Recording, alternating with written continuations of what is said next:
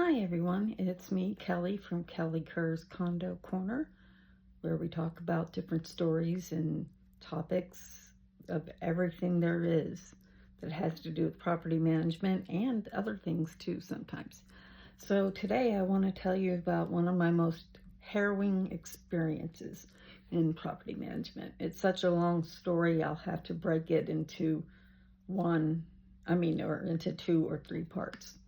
So part 1, managing a community for 10 years, I encountered a serious problem when the maintenance guys were going around trying to replace some of the wood on the outside, that there was nothing there to nail it back to because the structure of the building had been eaten by termites.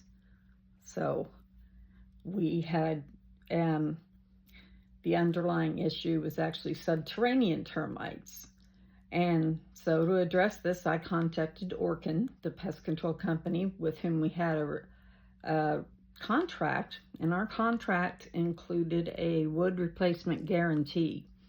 However, Orkin refused to cover the replacement of the costs, citing conducive conditions on the property. Well, that conducive condition that later turned out to be where the attorney on my side told them to stop using that self-serving term. If there weren't any conditions conducive to termites, then there wouldn't be termites. So that made sense. However, Mr. Hotshot, the company's president, downplayed the severity of the situation. He bragged about how he would go from each property and he would bring a hammer and check out what the maintenance guys were doing. So on this occasion, he didn't bring a hammer, so he asked for a hammer because there was this nail like sticking out, maybe that much out of the building, of the siding on a building. So the maintenance guy went to go get him a hammer, and he hammers it back in, boom, boom, boom, and it pops right back out. And so, of course, boom, boom, boom, hammers it right back in, pops right back out. He did that one more time until I said, the nail has nothing to go to because there's nothing inside to nail it to. So they finally took me seriously that we had a major problem.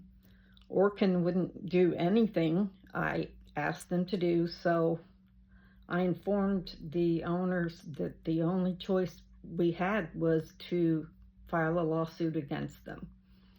So that's what we did.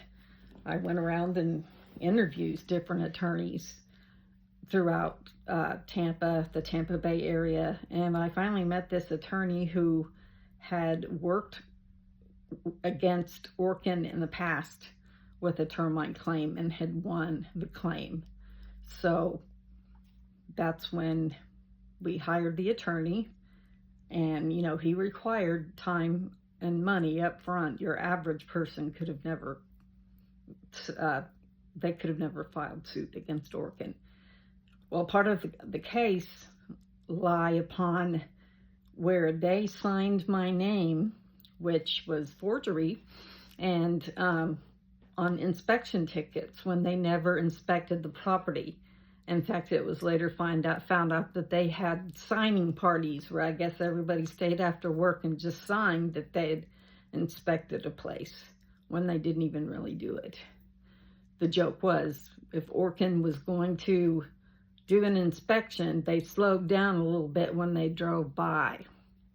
So we got this lawyer on the go, and then I was encouraged by the lawyer and the owners of the community to go on the news. So I went on Channel 8 News with Steve Andrews, who's an award-winning journalist.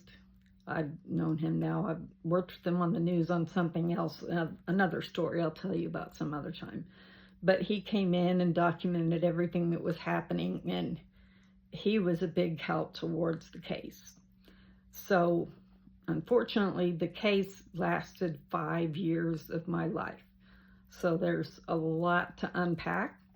So I will put that in part 2 of the video.